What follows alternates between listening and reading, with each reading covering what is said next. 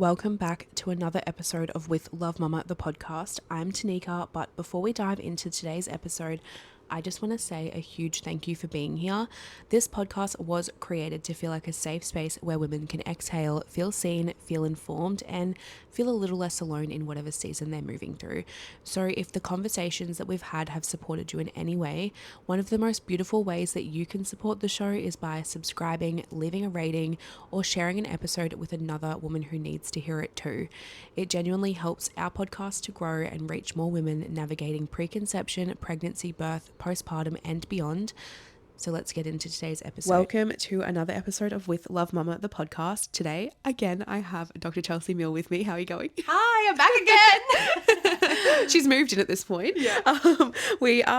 So Chelsea got here and I was just telling her, so I'm almost 36 weeks pregnant, and I had my midwife check yesterday and my baby has moved posterior. And a lot of the time, like people, you hear posterior and you think like, oh my God, sunny side up, like it's going to be a long, hard, painful labor. I'm freaking out. And obviously I've still got a few weeks to go. So it's not like baby's head down, that's good, all the things. But I kind of was just saying to her like, oh, I just got to, start doing a little bit more of like my belly hangs and like all the things, like getting into those positions rather than just like slouching on the couch and watching Netflix, because honestly I've been doing a bit of that lately. Yeah. And that's definitely why she's like probably moved around. But we were just like, we were having that conversation and we just thought like, why don't we actually bring it to the podcast? Because I feel like I had my first birth was posterior, and such a different experience to what is painted out there, I guess, and like what women are told. And you're an osteopath and we can just chat. Yeah, this is one of my favorite things with like treating patients and stuff is obviously birth preparation, and there's some really incredible things that we can do to help optimize the baby's position. Just to preface, we cannot spin any babies manually, like they decide where they want to go. Yeah. But there are some really great tools that I give patients, or like in treatments and stuff, to help. Pretty much I always say like we want to create space, so that the baby has as much space to move and flip and do what they want to do. I was thinking like if you imagine like the womb area being really compressed or maybe tight on one side, there's not as much room for them as they grow and get bigger to flip around and work out the best possible position for them. So we might chat about today some ways that you can help optimize the amount of space your baby has. We'll talk through some things. Yeah, because like the baby just wants to get into their most comfortable position, like really. So if you've got like tightness on, like you said, like tightness on one side, or there's just like a bit of restriction, they're just really getting into their most comfortable position for a lot of the time. And there's obviously like the basics of like not leaning back and like not slouching and trying to have better posture and all of the things. But there's also other tools, like you said, that you can sort of do. I don't know, do you like ever recommend the Miles circuit to your clients? Have you heard of it? No. Oh, really? No. Oh my goodness. Okay, I'll have to show you like after the episode. But because when I had Kodak, my firstborn, I had my midwife come over. So my waters broke the evening before. My midwife came over the next morning and he was posterior. And I just remember like, you like all I was ever told was like posterior, and even my midwife did say it to me that morning. She's like, long lengthy labor, it's going to be lots of back pain, like just all of the things. And of course that can be true. It's not to take away that isn't other people's experiences, but I personally was just like, no, it's not going to happen. I'm going to have him here today.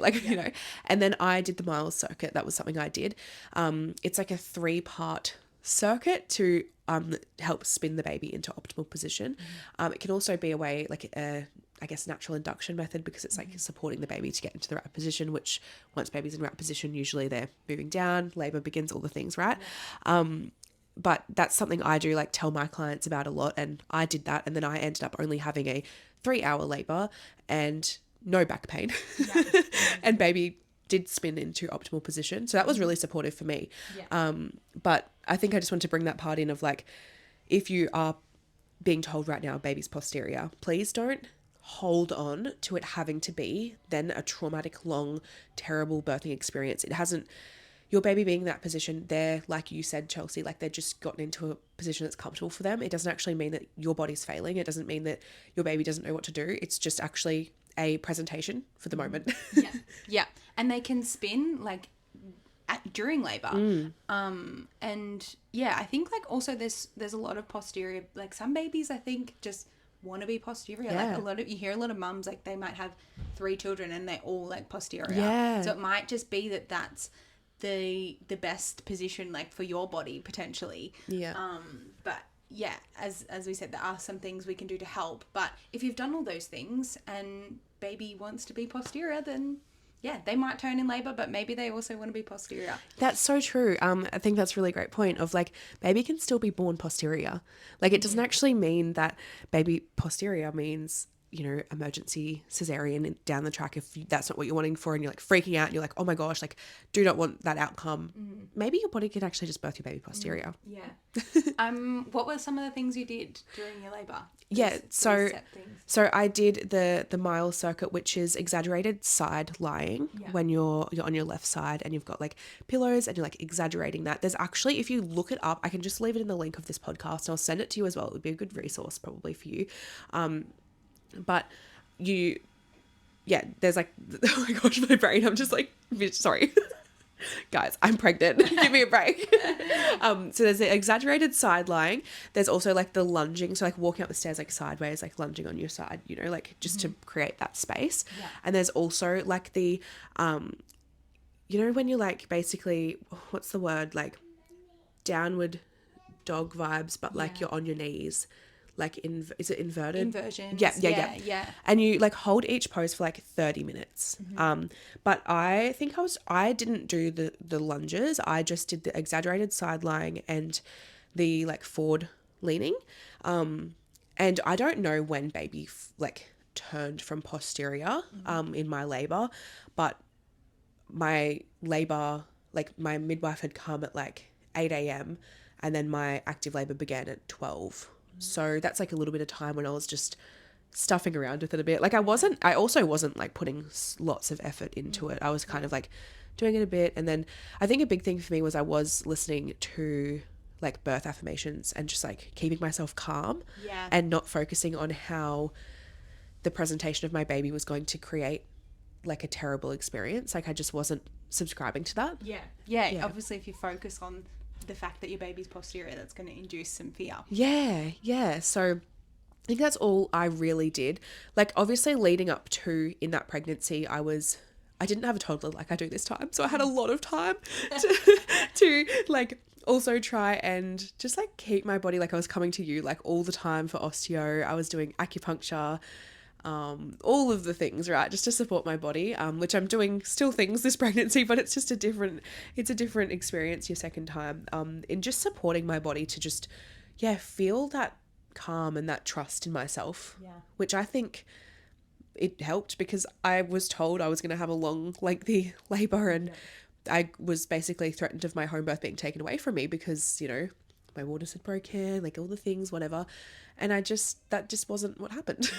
I love how you just like don't subscribe to those things and you just like keep your mindset on the game, because I think it's like super important. And I think like the visualization, like we were talking about in a previous episode that we recorded, like that actually really does come into play, and is really supportive when you are faced with things that are not your best case scenario, in a sense, I guess. Like, you know, obviously getting told your baby's posterior, you'd prefer to be told that they're in an optimal position. So instead of me spiraling on it, I was like, no, but I've like actually visualized like a really great birth. And it's also not to take away from people listening who did all those things and then it didn't go that way. But I just think it's that extra almost like safety net that you can lean on in like trusting that you've got this. Yeah, absolutely. Let's maybe talk about some little tools and strategies you could use. Obviously, as an osteo, I see people more in the lead up to birth, not during their birth. But so, there's some cool strategies that we would use. Obviously, like in treatment, one-on-one with a client, I would focus a lot on making sure like they're moving well through like their rib cage, like their thoracics and diaphragm, and then their pelvis as well. You might have heard about like the psoas muscle. A lot of people talk about that as sometimes you could visualize that as like 2 slides kind of supporting your uterus on both sides. So if they're really tight, they might be compressing on one side or both. So, that's a way that we can... I would work on those things to help create the space. And that's literally what I said to you when we were just chatting. I was like, potentially I just have like one of my psoas muscles is just like pulled a bit tighter because like it being the second time baby's like moved into a posterior position. And I'm just like, maybe I do need a little bit of body work, not just like acupuncture. So the body work stuff obviously really helps. But there's lots of things you can do yourself as well. Like lots of like belly hangs I think is really important. So I really love getting people like forward leaning over like their kitchen bench and really just letting their belly hang. For some people that's really uncomfortable or unnatural to just let like their belly hang forwards. But I like that because if you think about the bony structures of our body, like our rib cage and our bony pelvis, if our belly's really like tucked in between those areas, it's only got that much room. Whereas if we can have a bit more forward leaning, it's got all this forward space. So that's a really good one. Leaning over your bench, letting your belly hang, do some hip swings, like moving your hip side to side, really think about opening up through the pelvis. And isn't it interesting though, like fours. Doing that though, like even like the letting your belly hang over the kitchen bench and rocking side to side, it's all very like primal things that you actually start doing anyway when you like are in that early labor. Absolutely. Definitely. It feels, and I love those kind of movements that like feel like flowy and like opening up through, like I don't really like to give people really structured exercises either. Like personally, I love that like feeling of, you know, moving with your body, like doing some cat-cow movements, but not just like forcing that cat-cow, like using your breath and maybe do some like side to side through your rib cage, maybe some circles, like moving through the ribs, moving through the hips. And like when you're doing so, like just tuning into your own body and being like, where do I feel a little bit stiff? Like what feels like it needs a little bit more attention, like to the left side or the right side or ribs or pelvis. And then like opening up through the hips, like doing a sort of internal, external rotation of the hips is really good. So maybe like a child's pose with your knees in, feet out, and then knees out, feet in. Yeah. Is that right? And then sort of rocking back and forth. Things like that I really love. Yeah. There's also Rebozo. Yeah, the Rebozo is a great tool. You can use like in labor as well, but also in preparation. And there's various different like movements that you can do with the Rebozo to support babies like coming into a good position with the help of your partner or someone who can like hold the Rebozo for you. But I have found using a Rebozo is like every time I use it on a client, they're just like, oh my God, this is like amazing. It's also really great to know, if you don't know what a Rebozo is, it's just like a big piece of like fabric, but like based to keep it simple, but you can just use a towel if you just have a sheet towel. Or a towel. Whatever you have access to. Traditional Mexican technique. Mexican. That they use. So it's traditionally a woven scarf that they use, but you could just use a towel or a sheet. And I usually give clients a couple of options for it. The probably most common one is on all fours and have the Rebozo under your belly. And so you'll need a partner to do this. But so as the pregnant woman, you're on your all fours. You have the Rebozo scarf under your belly and your partner will just lightly lift. So getting just a little bit of traction on the sheet. And then just a little jiggle, like you're almost driving a car, just like up and down from both hands. And we're just doing a little bit of a jiggle, just like feeling the tissues, like not doing too much pull, but just giving it a little jiggle. And from the top side, usually you can see like the whole spine of the pregnant woman. So the whole spine sort of jiggling, and that's all that fascia moving, and that's really good for fluid flow and fascia release and all of that. So that's the first one I would do. You can also do same in all fours, the sheet over the hips. And so your hands are kind of by the thighs on both sides and you're pulling down. Again, in that sort of shimmy action. So amazing. Yeah. Like I cannot describe how good that feels. And you think like you're not even holding like tension or anything in that area. And then your partner does it and you're like, oh my goodness. Yeah, so good. And it's also good to do these things even if baby isn't posterior, because it's just nice for the pregnant woman, having that lift of the belly, that weight taken off them, and just like that, like you said, it's supporting all the fascia. But it's also good to prepare your partner if you want to bring the rebozo into the birthing space, because I find like it's actually a lot harder work for them than make them work. Literally, they need to do their practice. Yeah. No, so good. Would like recommend getting some body work done if that's available to you.